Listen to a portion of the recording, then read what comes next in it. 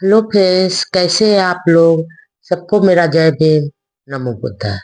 Baba Saheb Ambedkar life and mission में शिक्षित बनो, संगठित हो और संघर्ष करो। 18-19 जुलाई को ऑल इंडिया डिफेंस क्लास की ओर से नागपुर के मॉल पार्क में एक सम्मेलन का आयोजन किया गया। हजारों लोग शामिल हुए और गगनभेदी नारों के साथ डॉक्टर अंबेडकर का सम्मान किया। इस सभा में पंजाब, बंगाल और मद्रास प्रांत के कार कई कार्यकर्ता और नेता भी शामिल हुए। अध्यक्षीय भाषण में एन शिवराज ने डॉक्टर अंबेडकर को वारसराय के एग्जीक्यूटिव काउंसिल में लिए जाने की बधाई दी और कहा कि इससे जनता की सेवा का एक नया रास्ता खुल गया।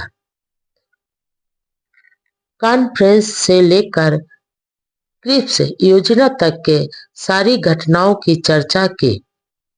उन्होंने कहा कि क्रिप्स स्कीम गरीब उपेक्षित वर्ग के साथ धोखा है। मुस्लिम लीग द्वारा पाकिस्तान मांग के बारे में उन्होंने कहा कि जब जिन्ना मुसलमानों को अल्पसंख्यक कहते थे तो देश के सिख, ईसाई, अछूत, फारसी अल्पसंख्यक सभी साथ मिलकर संघर्ष करते थे। लेकिन जिन्ना ने मुसलमानों को अलग राष्ट्र माना है तो मजबूर होकर सभी को अलग अलग संघर्ष करना पड़ रहा है। अब यह भी हो सकता है कि हक के लिए कभी अछूतों को मुसलमानों के खिलाफ संघर्ष करना पड़े। डॉक्टर अंबेडकर ने इस बात पर संतोष जताया कि अछूतों में जागृति आई है, अब हर क्षेत्र में प्रगति कर रहे हैं। शिक्षा में भी कुछ आगे बढ़े हैं। अछूत महिलाओं में भी जागृति और हिम्मत पैदा हुई है। तेजी से आ रही जागृति व प्रगति के लिए हम सभी को गौरव महसूस करना चाहिए। अब मुसलमानों की तरह अछूत भी राजनीति में हिंदुओं से अलग स्वतंत्र मांग है। इसलिए हमें अलग राजनीतिक अधिकार मिलने चाहिए। गांधी जी हमारे बड़े विरोधी हैं। वायसराय के एग्जीक्यूटिव काउंसिल में अछूत समाज को जो प्रतिनिधित्व मिला है उस पे समता, स्वतंत्रता व बंधुत्व के विचारों का विरोध करने वाले ब्राह्मणवाद की छाती पर मानो खूंटा ठोक दिया है। डॉक्टर अंबेडकर ने सेकेंड वर्ल्ड वॉर में ब्रिटेन के समर्थन की घोषणा की और कहा कि यह विश्व युद्ध तानाशाही और लोकतंत्र के बीच लड़ा जा रहा है। यह तानाशाही किसी भी नैतिक आधार पर नहीं है, बल्कि वंश, रंग, भेद के अभिमान पर ही।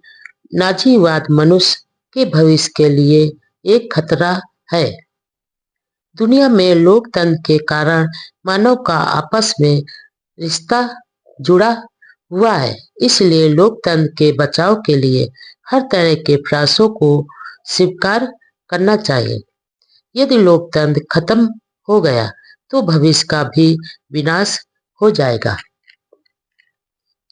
भाषण के आखिरी में बाबा साहब ने 3 मूल मंत्रों का जो संदेश, उपदेश व आदेश दिया वह उनके संपूर्ण जीवन एक सार बनकर आज भी देश विदेश के उपेक्षित, वंचित व शोषित वर्ग की प्रेरणा बना हुआ है। उन्होंने कहा कि आप शिक्षा प्राप्त करें, संगठन पैदा करो और संघर्ष करो। आप अपने पर भरोसा रखें। जब न्याय हमारे साथ है तो हम संघर्ष में जरूर सफल होंगे। इस तरह के संघर्ष से मुझे खुशी होती है।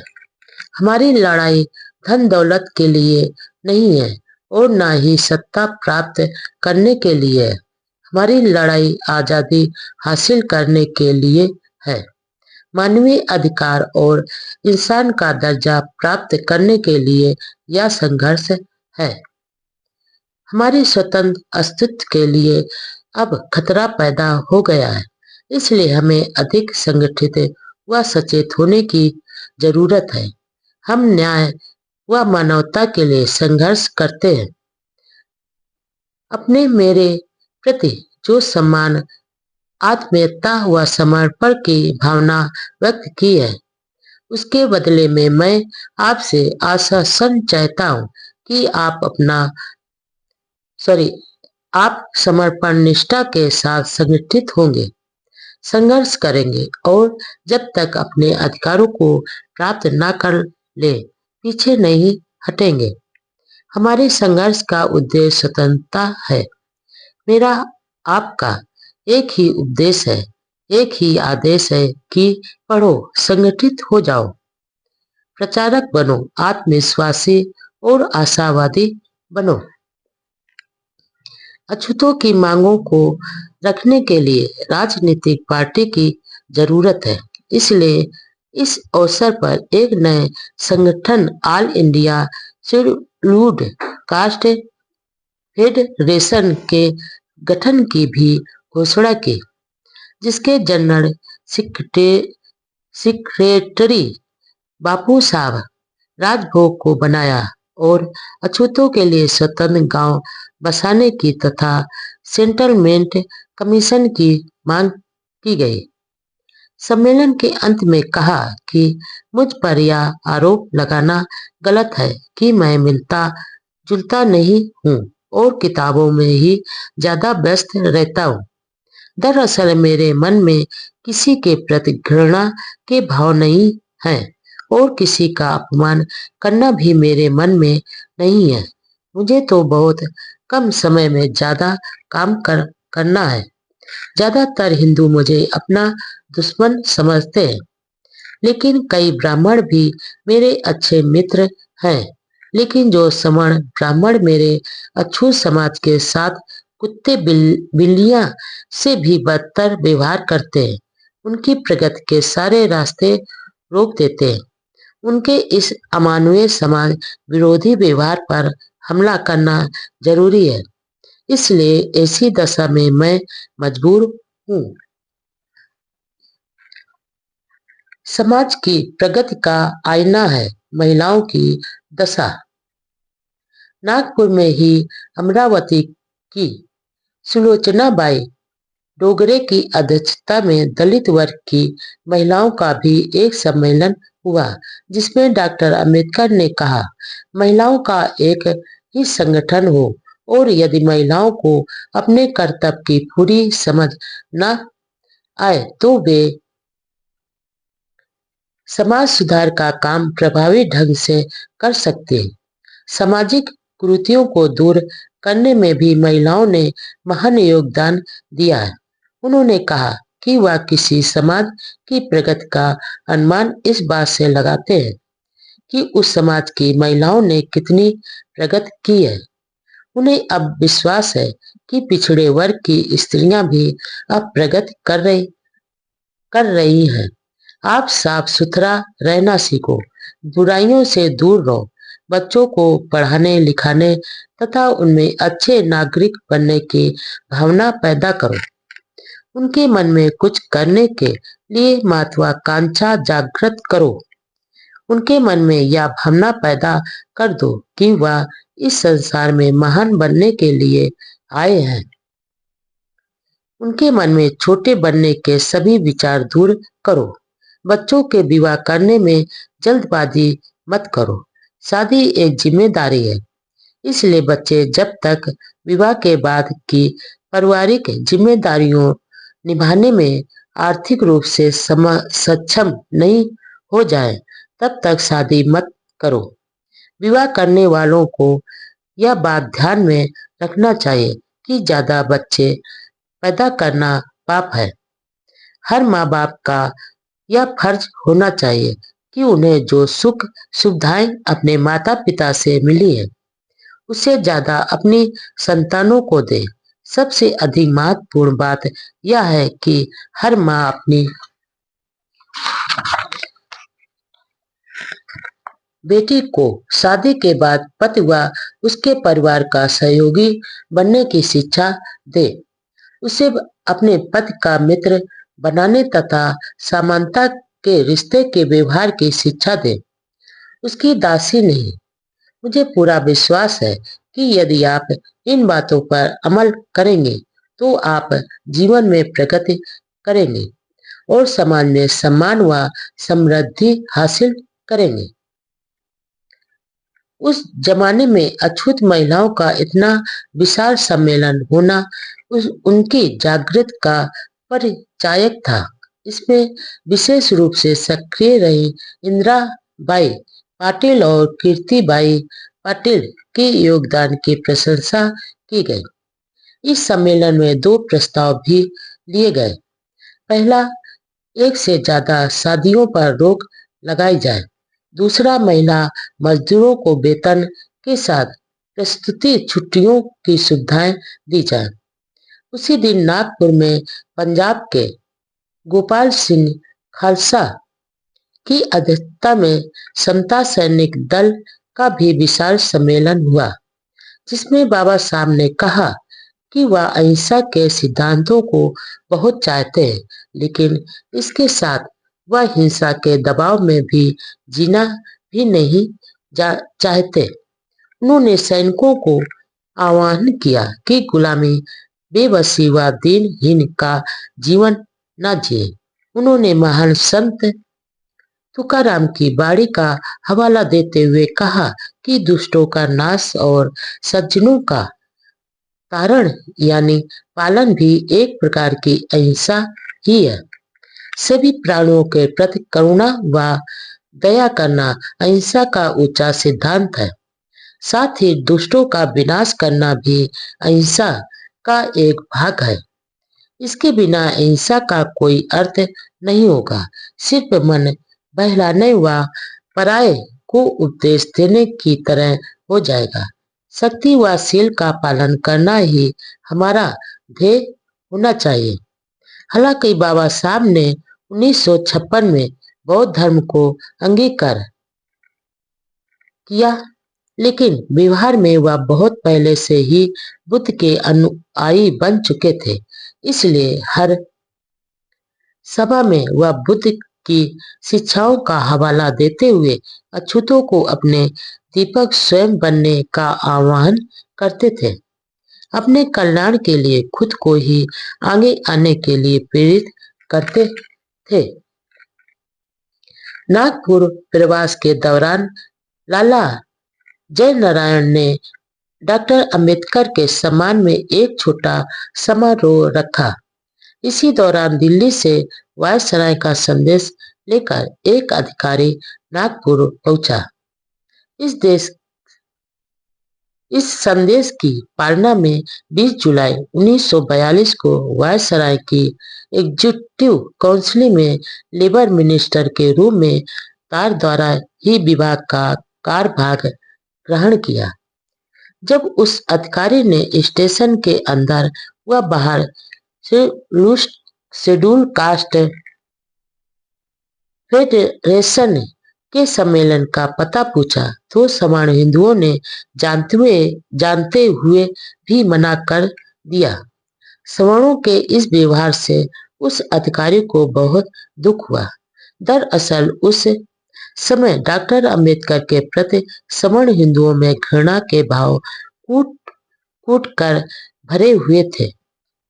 नागपुर से बंबई आने पर दलित समाज की महिलाओं ने आचार्य दोदे की अध्यक्षता में डॉक्टर अंबेडकर सम्मान में एक सभा की।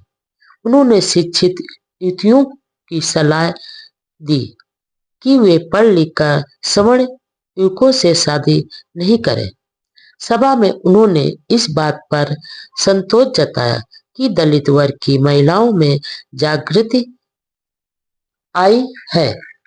भारत छोड़ो आंदोलन, क्विट इंडिया और अंबेडकर।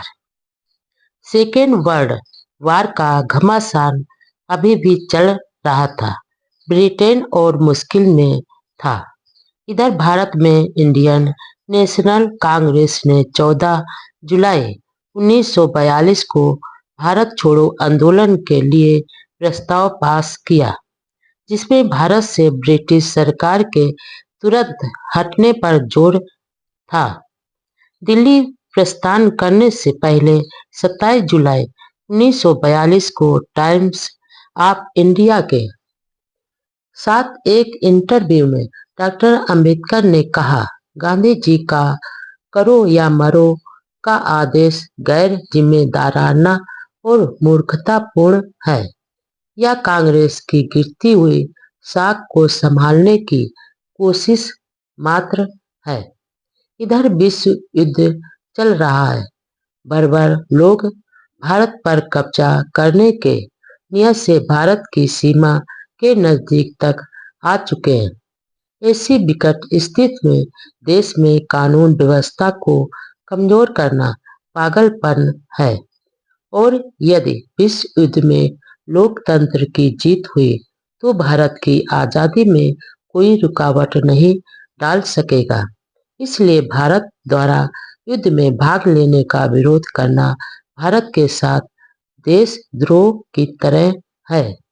बाबा साहब ने सभी देशभक्त वासियों को अनुरोध किया कि वे अपनी पूरी शक्ति व साधनों के साथ कांग्रेस के असहयोग आंदोलन का विरोध करें। आंदोलन के लिए गांधी जी ने आदेश दिया कि अहिंसा के साथ कांग्रेसी तेजी व उग्र रूप से आंदोलन करें, जिसमें यातायात ठप करना, हड़तालें करना, तार काटना, रेल पटरियां उखाड़ना, छोटे पुल उड़ाना जैसी कार्रवाई पर कोई आपत्ति नहीं जताई। जवाहरलाल नेहरू ने भी आंदोलन के बारे में कहा कि जुल्म के खिलाफ अपने जीवन को खतरे में डालकर आंदोलन तेज करना, जिसमें सरकारी भवनों, न्यायालयों, पुलिस थानों पर कब्जा करना आदि शामिल है। 1920 में गांधी जी द्वारा असहयोग आंदोलन वापस ले लेने के व्यवहार को देखते हुए कांग्रेस के प्रमुख नेताओं ने गांधी जी से पहले ही यह वचन ले लिया कि हिंसा के भड़क जाने की दशा में भी वह आंदोलन को वापस नहीं लेंगे। गांधी जी के इस आंदोलन का विरोध सिर्फ अंबेडकर ने ही नहीं किया, बल्कि मुस्लिम लीग भी खिलाफ में थी। हिंदू महासभा के अध्यक्ष सावरकर ने कहा कि संघर्ष शुरू करने से पहले कांग्रेस यदि भारत की एकता व अखंडता को बनाए रखने का आश्वासन दे तो वह कांग्रेस के आंदोलन का समर्थन जरूर करेंगे। आखिर 8 अगस्त 1942 को कांग्रेस ने बहुचर्चित भारत छोड़ो आंदोलन शुरू कर ही दिया।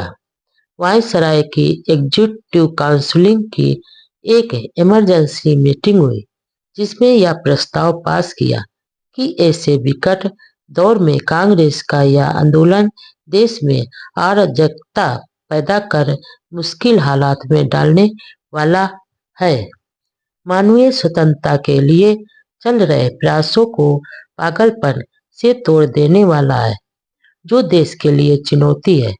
कांग्रेस के सभी बड़े नेताओं को गिरफ्तार कर लिया गया। इससे जनता में गुस्सा फैल गया और देश के कई प्रांतों में ब्रिटिश सरकार के खिलाफ हिंसक कार्रवाइयां शुरू हो गई।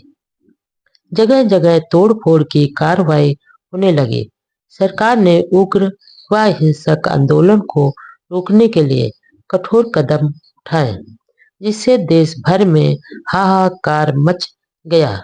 देश में कुछ सप्ताह अव्यवस्था के हालात बने रहे। आखिर सरकार ने पूरी ताकत का प्रयोग कर आंदोलन को दबा दिया। इस आंदोलन से मुस्लिम दूर ही रहे।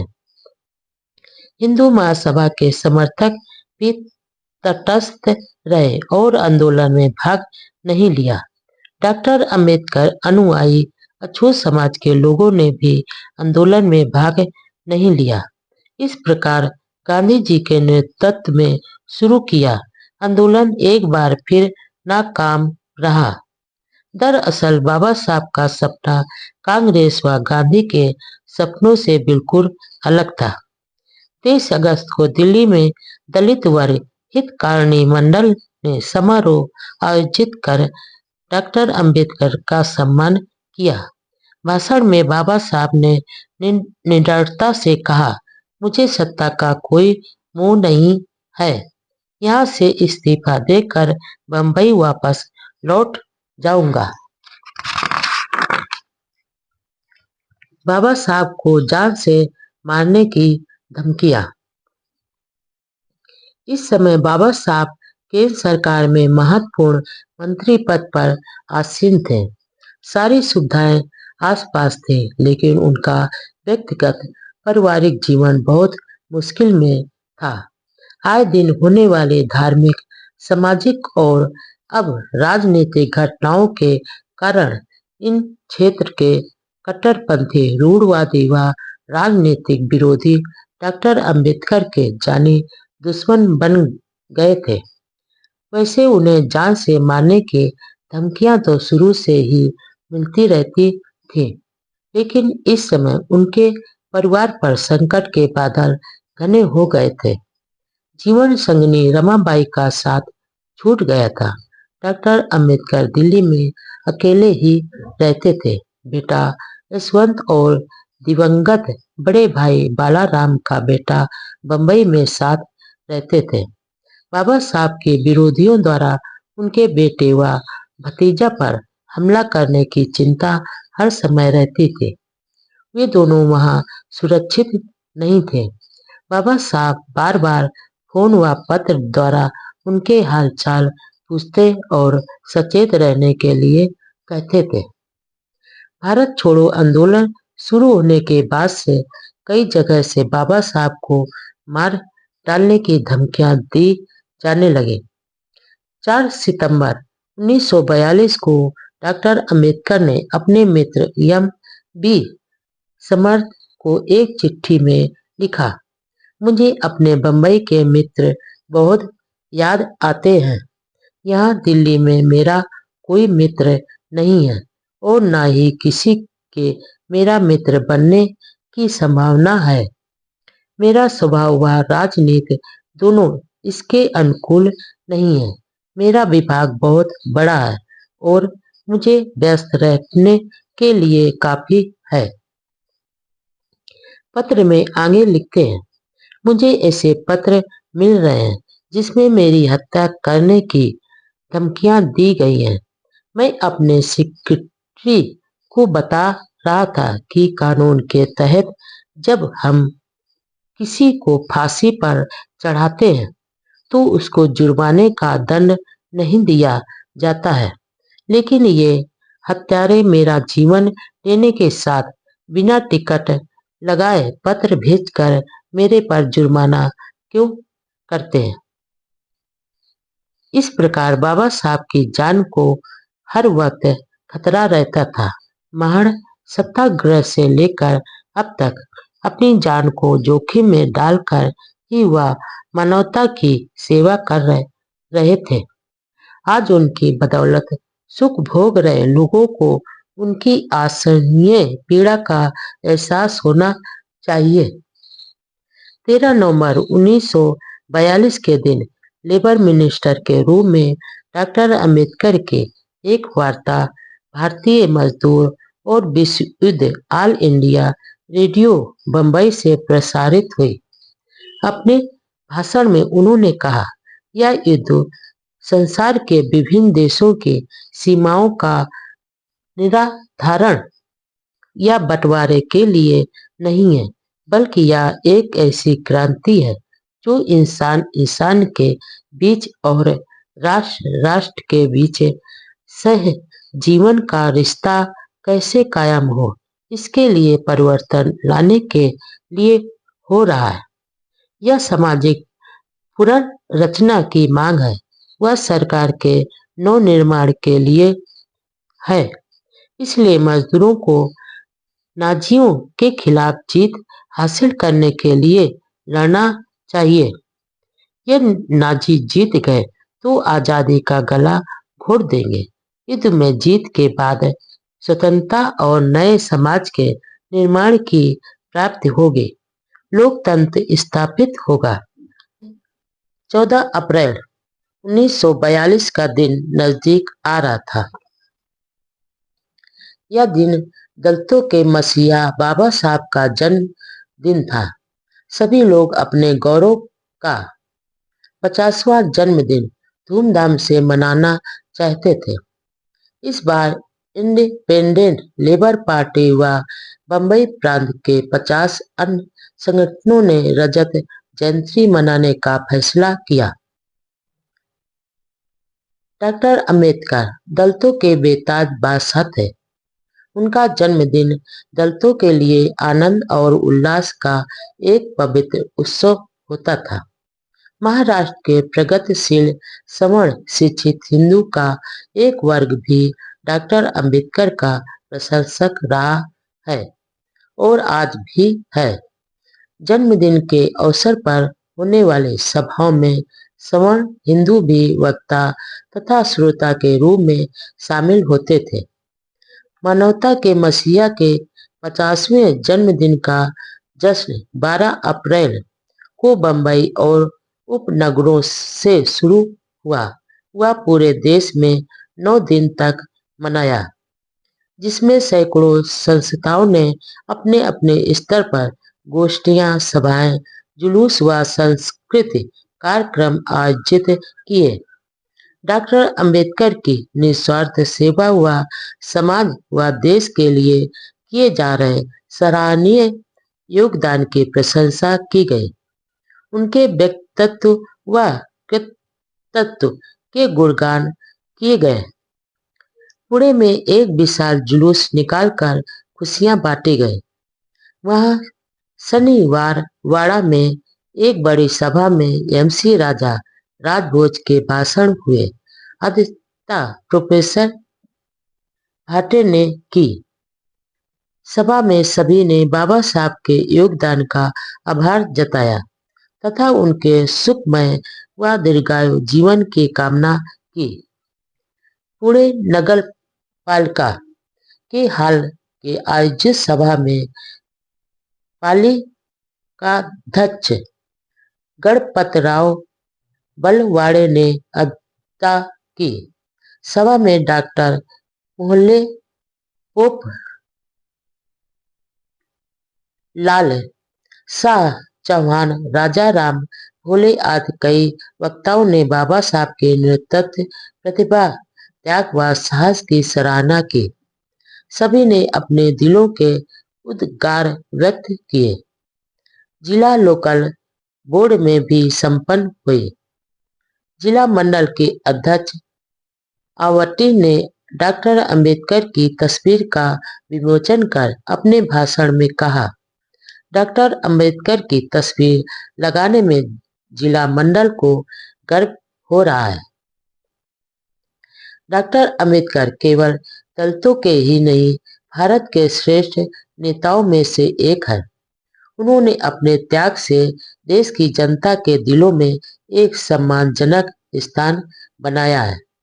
अप्रैल में ही बंबई के पास कल्याण में रूही दास युवक सुधारक संघ की महिला शाखा की सभा में बाबा साहब ने आह्वान किया कि अछूत समाज अपने उद्धार के ध्येय से निर्वाचित न हुए। समाज व देश के लिए योगदान की चारों ओर सराहना। जन्मदिन समारोह का मुख्य कार्यक्रम 19 अप्रैल को बंबई की चौपाटी में डॉक्टर एम.आर. जयकर की अध्यक्षता में हुआ। बंबई शहर के हर कोने से भीम के दीवानों की टोलियां गाते नाचते गाजे बाजे के साथ चौपाटी में पहुंची। अपने स्वागत भाषण में षड्यंत्री समारोह समिति के अध्यक्ष आचार्य दोदे ने अपने भाषण में कहा कि डॉक्टर अंबेडकर भारत के महान पुरुष हैं। उन्होंने दबे कुचले वर्ग की निस्वार्थ महासेवा की है।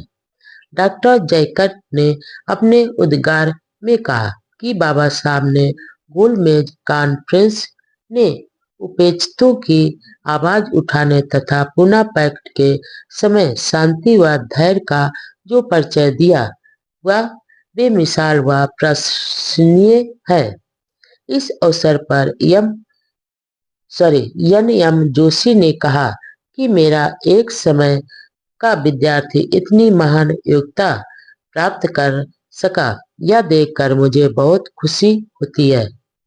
उन्होंने कहा कि डॉक्टर अंबेडकर बहुत होशियार व निर्भीक छात्र थे। उन्होंने कहा कि डॉक्टर अंबेडकर जब चौथी कक्षा में पढ़ते थे तब मैं उनका गुरु था। यह मेरे लिए गर्व की बात है। समारोह में बंबई के शेरीफ एम.आर.ए. बेग ने बाबा साहब को एक महान नेता बताया। इस अवसर पर डॉक्टर अंबेडकर को 580 रुपए की थैली भेंट की गई। 21 अप्रैल 1942 को महाराष्ट्र के सभी बड़े अखबारों ने अपने संपादकीय लेखों में डॉक्टर अंबेडकर की सेवा व विद्वत्ता की सराहना की। टाइम्स ऑफ इंडिया बंबई ने लिखा, आर्थिक और राजनीतिक ताकत के बिना अछूतों के सामाजिक क्षमता हासिल होना मुश्किल होगा और डॉक्टर अंबेडकर इस सच्चाई को अच्छी तरह जानते हुए सही दिशा में चल रहे हैं। छुआछूत व जात पात के खात्मे से हिंदू समाज मजबूत होगा, भारतीय समाज तेजी से प्रगति करेगा। इसलिए अछूतों के कल्याण के लिए डॉक्टर अंबेडकर जो प्रयास कर रहे हैं उन्हें प्रचंड समर्थन मिलना बहुत जरूरी है। बॉम्बे कल ने लिखा कि अंबेडकर दलितों की दशा सुधारने के लिए महान सेवा कर रहे हैं। यह भी लिखा कि दलितों के साथ अमानवीय व्यवहार से आठों प्रहर चिंता करने वाले डॉक्टर अंबेडकर को दलितों के प्रति जितनी अपनत्व व प्यार है उतना ही दलितों का शोषण व छल कपट करने वालों के प्रति मन में आक्रोश है। नागपुर के महाराष्ट्र नामक अखबार ने कहा, अपनी निस्वार्थ सेवा त्याग व बुद्धिमानी से जो थोड़े महाराष्ट्रीय नेता भारत को राजनीतिक क्षेत्र में चमके हैं उनमें डॉक्टर अंबेडकर सबसे आगे हीरे की तरह चमक रहे हैं। दलित समाज में जो थोड़ी जागृत व प्रगति हुई है, स्वतंत्र राजनीतिक दर्जा मिला है, वह सब उनके ही प्रयासों का परिणाम है।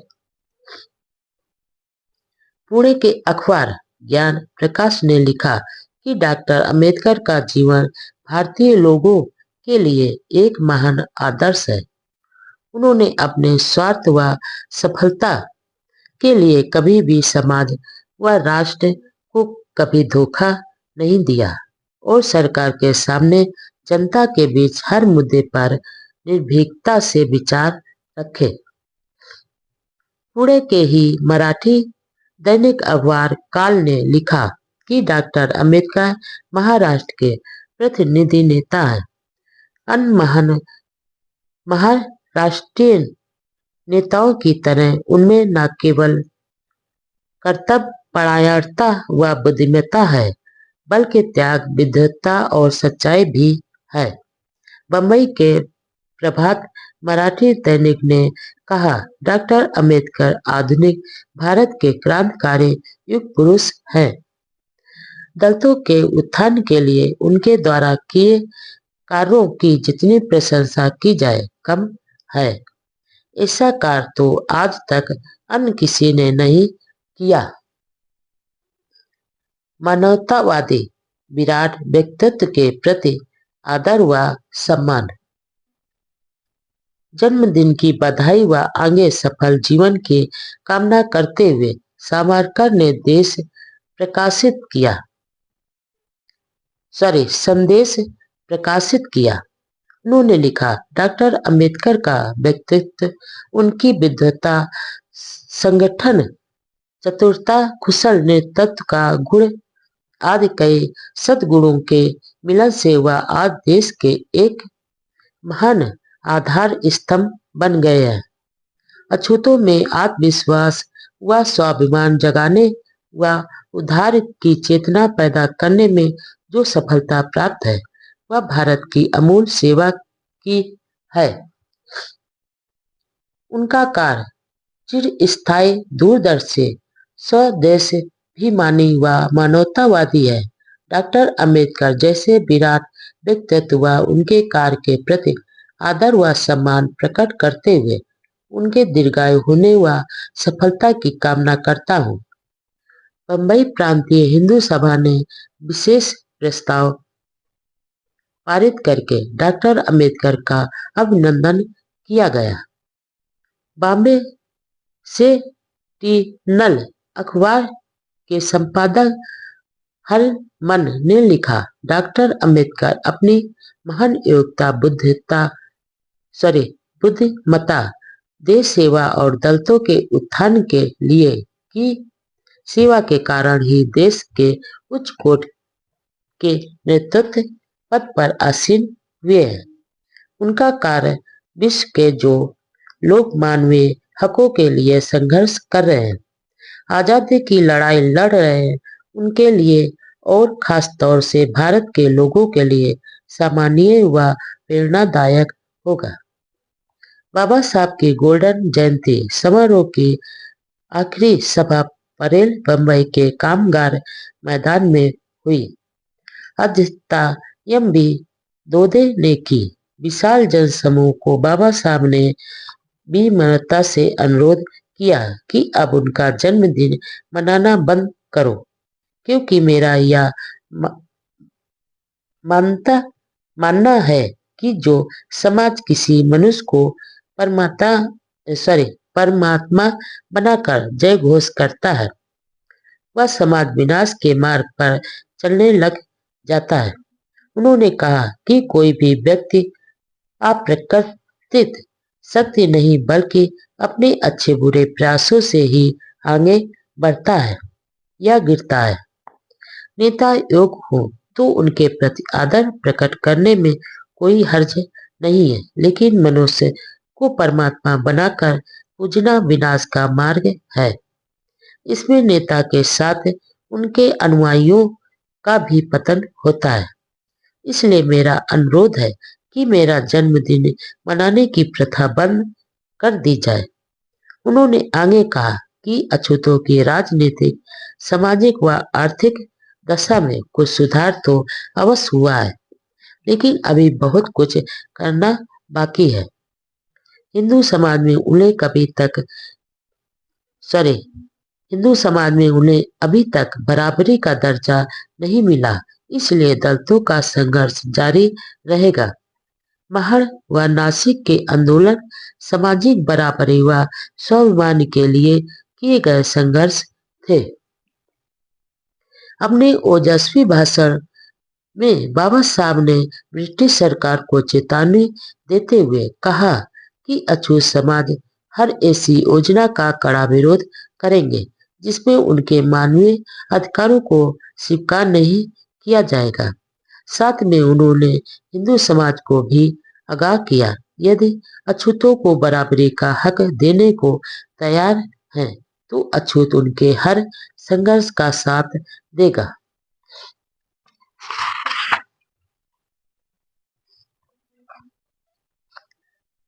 वायसराय के काउंसिलिंग में बाबा साहब को श्रम मंत्री का सम्मान।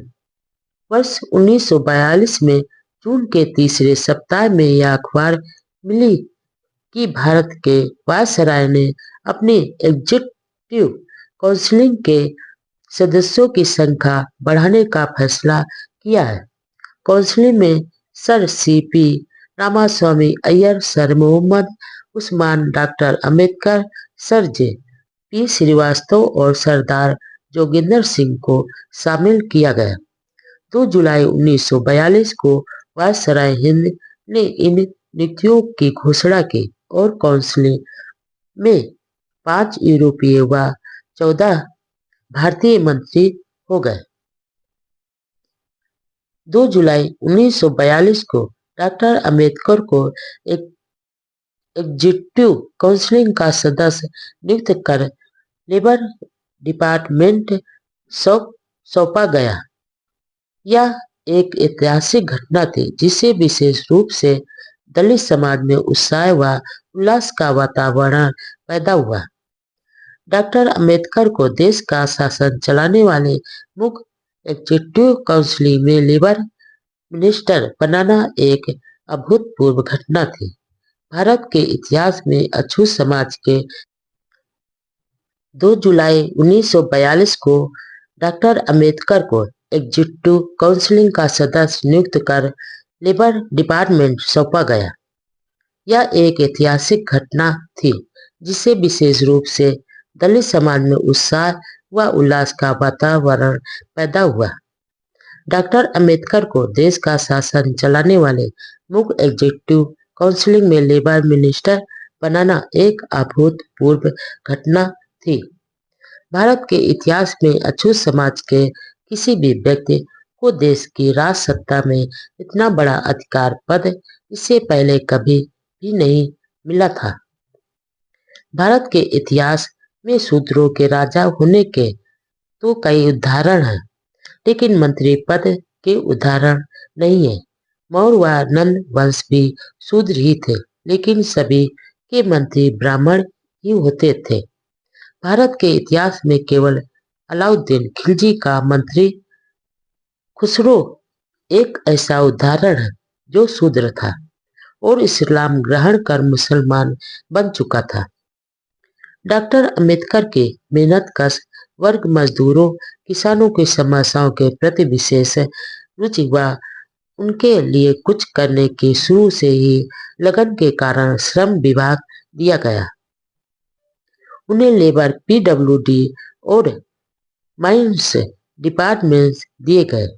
वायसराय के काउंसिल के मंत्री पद पर नियुक्त किए जाने वाले डॉक्टर अंबेडकर पहले लोक नेता थे। इस पद पर वे किसी अन्य भारतीय व्यक्ति की तुलना में अधिक योग्य थे। उन्हें दुनिया के मजदूर आंदोलन, मजदूरों की समस्याओं और इनके कल्याण के संबंध में देश विदेश के कानून कायदों का पूरा ज्ञान था। सबसे विशेष बात यह कि देश का शासन चलाने वाले मुख्य काउंसिल में नियुक्त किए जाने वाले डॉक्टर अंबेडकर ऐसे व्यक्ति थे जो एक सामाजिक विद्रोही थे। साथ में उन्होंने समय समय पर ब्रिटिश सरकार के शोषण के खिलाफ आवाज भी उठाई थी। मजदूरों की दयनीय दशा में सुधार का वादा। डॉक्टर अंबेडकर की नियुक्ति उनकी योग्यता, क्षमता, ज्ञान व अनुभव के विराट स्वरूप को देखते हुए हुई थी। यह पद उनके लिए कोई बड़ा पद नहीं था, लेकिन इसके बावजूद समाज में यह फुसफुसाहट जरूर थी कि एक अछूत को इतना बड़ा पद मिला था। देश की जनता व अखबारों में भी इस नियुक्ति की खूब चर्चा हुई। कांग्रेस के समर्थक अखबारों ने अलग ढंग से आलोचना की। हमेशा स्वतंत्र विचार रखने वाले डॉक्टर अंबेडकर को सरकार ने स्वीकार किया, लेकिन उनसे यह उम्मीद भी नहीं थी कि बाबा साहब इस पद पर सिर्फ रबड़ की मुहर ही बने रहेंगे। टाइम्स ऑफ इंडिया ने लिखा कि देश के इतिहास में यह पहला अवसर है कि भारतीय सरकार के कार्यकारिणी समिति में एक अछूत को लिया गया है। संडे स्टैंडर्ड अखबार ने कहा कि डॉक्टर अंबेडकर को मंत्री पद मिलना उचित ही है, क्योंकि उनका सारा जीवन गरीबों और मजदूरों के हित के लिए व्यतीत हुआ है। इस गौरवशाली नियुक्ति पर डॉक्टर अंबेडकर को देश विदेश से ढेरों बधाई संदेश मिले। बधाई भेजने वालों में वीर सावरकर, सर तेज बहादुर, सरफू लोकनायक, अन्य सर सुल्तान अहमद, महाराजा बीकानेर, बम्बई के जज चिमन चिमन्ना लाल, सितलावाड़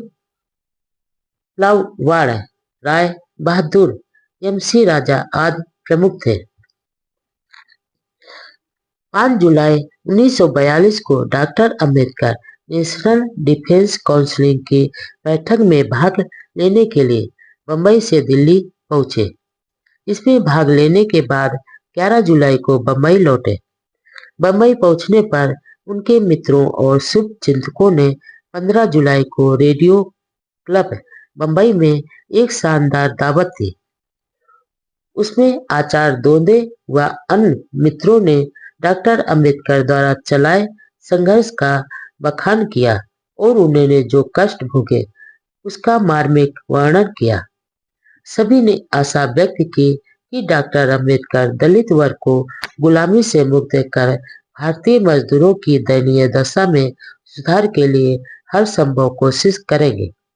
वह अपने भाषण में डॉक्टर अंबेडकर ने कहा, उनका जन्म एक साधारण गरीब परिवार में हुआ, गरीबी में बड़ा हुआ, गरीबों के साथ रहा। मैं उनकी ही तरह खुली जमीन पर टाट के बिस्तर पर सोया हूँ और फटे कपड़े पहने हैं। मैंने गरीबी के दुख व कठिनाइयां देखी ही नहीं बल्कि भोगी भी है। उन्होंने कहा कि दबे कुचले लोगों और उनके मित्रों के लिए दिल्ली में उनके मकान के दरवाजे हमेशा खुले रहेंगे और मंत्री पद की अधिकार मिलने के बाद भी उनके व्यवहार में कोई फर्क नहीं पड़ेगा। बम्बई पहुंचने के दूसरे दिन इंडिपेंडेंट लेबर पार्टी और बम्बई म्यूनिसिपल लेबर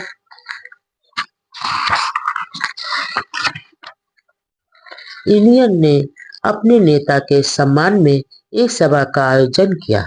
ऐसी एक अन्य सभा RM. Bhatt high school Bombay में हुई, जिसमें हजारों मजदूरों ने अपने प्रिय नेता को बधाइयां दी। सभा में बाबा साहब ने कहा कि भारत के मेहनतकश मजदूर वर्ग के हित, प्रगति और उनके हकों की रक्षा के लिए जो कार्य कई वर्ष पहले शुरू किया है उसे पीछे नहीं जाने देंगे। उन्होंने यह भी कहा कि सारे मजदूरों की समस्या एक है, इसलिए सवर्ण हिंदू मजदूरों को अछूत मजदूरों के प्रति अपनी सोच में बदलाव करना चाहिए और मिलकर संघर्ष करने के परिणाम अच्छे ही होते हैं। वर्ष 1941 चल रहा था और सेकेंड वर्ल्ड वॉर का घमासान अधिक तेज हो गया था। ब्रिटिश सरकार का सारा ध्यान युद्ध जीतने की ओर था। अतः वायसराय लॉर्ड लिनथगो ने अपनी एग्जीक्यूटिव काउंसिल में कुछ भारतीय मेंबर लेने और भारतीयों की ही सलाह मशवरा से सुरक्षा सलाहकार समिति की स्थापना करने की घोषणा की। 7 अन्य सदस्यों के साथ डॉक्टर अंबेडकर को डिफेंस एडवाइजरी कमेटी का मेंबर बनाया गया। कमेटी में जमनादास मेहता, सीपी रामास्वामी व दलित नेता एमसी राजा भी थे, लेकिन दलित व सिख समाज ने मांग की कि एग्जीक्यूटिव काउंसिल में भी उनके प्रतिनिधि लिए जाएं। इस अन्याय पर डॉक्टर अंबेडकर ने विरोध जताया। हालांकि ईस्ट इंडिया कंपनी में अछूत महारों की बटालियन थी और महार बहादुरी के लिए प्रसिद्ध भी थे, लेकिन बाद में अछूतों का सेना में भर्ती करना बंद कर दिया। बाबा साहब लंबे समय से अछूतों की सेना में भर्ती के लिए संघर्ष कर रहे थे। इस बार वह फिर बंबई के गवर्नर से अछूतों की बटालियन स्थापित करने का अनुरोध किया और गवर्नर ने सहर्ष मान भी लिया। उस समय डॉक्टर अंबेडकर ने आह्वान किया कि अछूत बहादुर अपने देश की सुरक्षा और अपने हित के लिए इस अवसर का लाभ उठाकर सेना में भर्ती हुए। थोड़े ही दिनों में फिर से महार बटालियन खड़ी कर दी गई। उस समय वीर सावरकर ने वायसराय को तार भेजकर मांग की कि डॉक्टर अंबेडकर को एग्जीक्यूटिव काउंसिल में लेवें। उन्होंने डॉक्टर अंबेडकर के प्रयासों की सराहना करते हुए कहा कि डॉक्टर अंबेडकर के मार्गदर्शन में महार बंधुओं में सैनिक, लड़ाकू व बहादुर प्रवृत्ति का फिर से उजाला होगा और उनकी शक्ति का उपयोग राष्ट्र निर्माण में होगा। उनका कहना था कि भारत एक लड़ाकू राष्ट्र बने। अछूतों की समस्याओं के संबंध में हरे गांव में हुई सभा के प्रस्तावों पर बंबई सरकार ने कोई ध्यान नहीं दिया, तो अगस्त 1941 में सिन्नर में वतनदार महारों की एक विशाल सभा हुई। उसमें डॉक्टर अंबेडकर ने कहा कि उन्होंने सरकार से शिकायत की है कि देश पांडे व देशमुखों जैसे वतनदारों को कुप्रथा से मुक्त कराने के बाद वतन संपत्ति का लाभ लेने की इजाजत दी है, लेकिन महान वतनदारों को यह सुविधा नहीं दी गई, जो अन्याय है। यदि सरकार ने अधिक लगाए गए टैक्स को वापस नहीं लिया तो महार उस समय तक सरकार के साथ असहयोग करेंगे। वहां से बंबई आने पर डॉक्टर अंबेडकर ने गवर्नर रोजर से लंबी मुलाकात की। सिन्नर सम्मेलन में डॉक्टर अंबेडकर के भाषण में सरकार को दी गई चेतावनी व घोषणा की खबर बंबई के अखबारों में प्रमुखता से छपी। वायसराय लॉर्ड लिथगो उन दिनों बंबई में ही थे और उन्होंने भी खबर को ध्यान से पढ़ा। उन्हें बंबई के गवर्नर को डांट पिलाई कि अछूतों की जायज मांग न मानकर अनावश्यक रूप से अछूतों को सरकार के विरोध में खड़ा कर दिया। इसका अवसर यह हुआ कि अगले ही दिनों में बंबई सरकार ने महारों पर ज्यादा टैक्स का वह आदेश वापस ले लिया और बाबा साहब की जीत हुई। इसके बाद कई सभाओं में डॉक्टर अंबेडकर ने अछूतों को सेना में भर्ती होने पर जोर दिया। युवकों को सेना अधिकारियों की परीक्षाओं में भाग लेकर सेना अधिकारी बनने का भी आह्वान किया। उन दिनों वह एक नई पुस्तक हिंदुओं ने हमारे साथ क्या बर्ताव किया लिखनी शुरू की। प्रकाशन के लिए एक अमेरिकी प्रकाशक से बात भी हुई। आखिर यह पुस्तक 1945 में प्रकाशित हुई। उस समय हालांकि गांधी जी बाहर थे, लेकिन कांग्रेस के अधिकतर नेता जेलों में थे। इधर मुसलमानों ने पाकिस्तान की मांग तेज कर दी। फरवरी 1942 के मध्य में बंबई में एक व्याख्यानमाला के तहत डॉक्टर अंबेडकर की पुस्तक फास्ट ऑन पाकिस्तान पर डॉक्टर अंबेडकर के मित्र और प्रसिद्ध शिक्षाविद आचार्य एम बी दोदे के आग्रह पर डॉक्टर अंबेडकर ने बहस का जवाब देते हुए कहा, जो लोग यह मानते हैं कि पाकिस्तान बनना गलत है, तो पाकिस्तान उनके लिए भविष्य में भारी संकट प्रकट होगा। जो कौम अपना इतिहास भूल जाती है, वह इतिहास का निर्माण नहीं कर सकते। भारतीय फौज में से मुसलमानों की संख्या कम कर सेना को एक निष्ठ व सुरक्षित बनाना जरूरी है। अपनी मातृभूमि की सुरक्षा हम करेंगे। लोगों का यह सोचना गलत है कि पाकिस्तान हासिल करने पर मुसलमान पूरे भारत पर अपना साम्राज्य फैला देंगे और हिंदू उनके आगे घुटने टेक देंगे। मैं स्वीकार करता हूँ कि सवर्ण हिंदुओं के साथ कुछ मुद्दों पर मेरा मतभेद व झगड़ा है, लेकिन आपके सामने मैं यह प्रतिज्ञा करता हूँ कि अपने देश की स्वतंत्रता सुरक्षित रखने के लिए, अपनी मातृभूमि की रक्षा के लिए मैं अपने प्राणों को भी न्यौछावर कर दूंगा। राष्ट्र भावना से ओतप्रोत भाषण को सुनकर श्रोताओं ने डॉक्टर अंबेडकर की जय घोष से सभा हाल गूंजा दिया।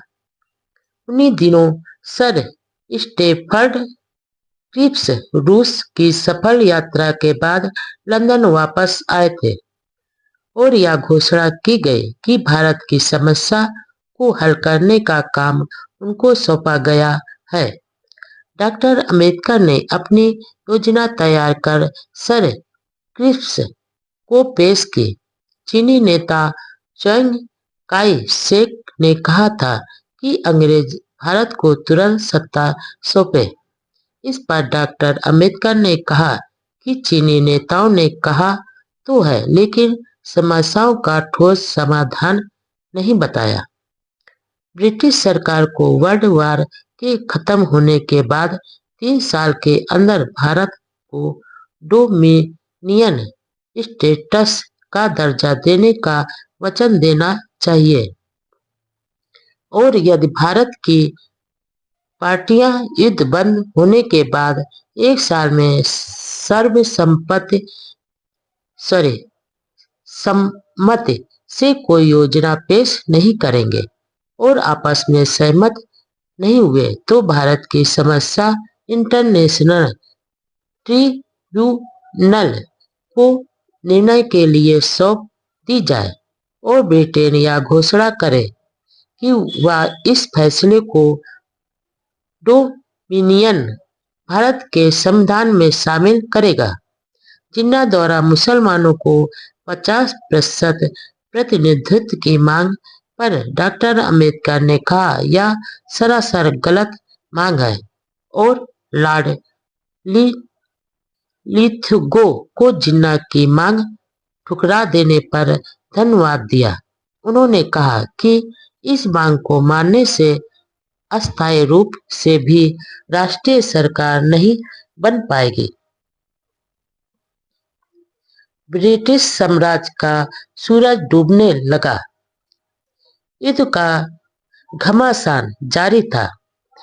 युद्ध में जापान ने सिंगापुर हासिल कर ब्रिटिश सरकार को हरा दिया। कहा जाता था कि ब्रिटिश सरकार में कभी सूरज नहीं डूबता, लेकिन हार के कारण ब्रिटेन का सूरज डूबता जा रहा था। युद्ध में हार के कारण चीन व अमेरिका ने भी ब्रिटेन पर दबाव दिया कि वह भारत की राजनीतिक समस्या का जल्दी समाधान करे। ब्रिटेन मुश्किल में था। आखिर मार्च 1942 के तीसरे सप्ताह में विशेष रूप से भारत की समस्या के समाधान हेतु सर स्टेफर्ड क्रिप्स एक योजना के साथ भारत आए। वह कांग्रेस, मुस्लिम लीग, हिंदू महासभा, सिख संस्था और रियासतों के प्रतिनिधियों से अलग अलग मिलकर 29 मार्च 1942 को योजना प्रस्तुत की। डॉक्टर अंबेडकर व एम.सी. राजा भी सर किप्स से 30 मार्च 1942 को मिले।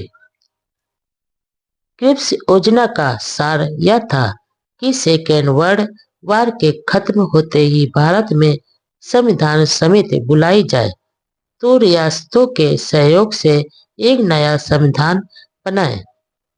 लेकिन स्कीम में प्रांतों को भारत यूनियन यानी संघ राज्य में शामिल होने या बाहर रहने का अधिकार दिया जाए और अंत में संविधान समेत ब्रिटिश सरकार के साथ एक समझौता करे। क्रिप्स योजना का नाम स्वभाव निर्णय बताया गया, जिसका मतलब यह था कि प्रांतों को भारतीय संघ से अलग होने का अधिकार है।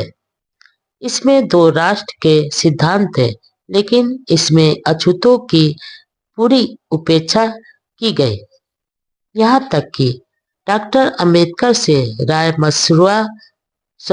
मशविरा किए बिना अछूतों संबंधी सरकारी विज्ञप्ति प्रकाशित कर दी गई। क्रिप्स योजना के तहत दिए आश्वासनों पर गांधी जी ने कहा, यह डूब रहे सरकारी अधिकोष द्वारा दिया गया अगली तारीख का चेक है। इस योजना को लगभग सभी पार्टियों ने अस्वीकार कर दिया। सावरकर ने कहा, यह भारत के टुकड़े करने वाली योजना है। मुस्लिम लीग ने इस योजना में पाकिस्तान के पक्ष में कोई ठोस घोषणा नहीं होने के कारण अस्वीकार कर दी। कांग्रेस इस बात पर ज्यादा ध्यान नहीं दे रही थी कि इससे देश के टुकड़े हो जाएंगे। कांग्रेस के नेता तो फटाफट सत्ता की कुर्सी पर बैठने के लिए उतावले थे। वे भारत के विभाजन की गोली तो गलतीवश गटक गए, लेकिन रक्षा विभाग भारतीय लोगों को मिलना चाहिए इस बात पर अटक गए।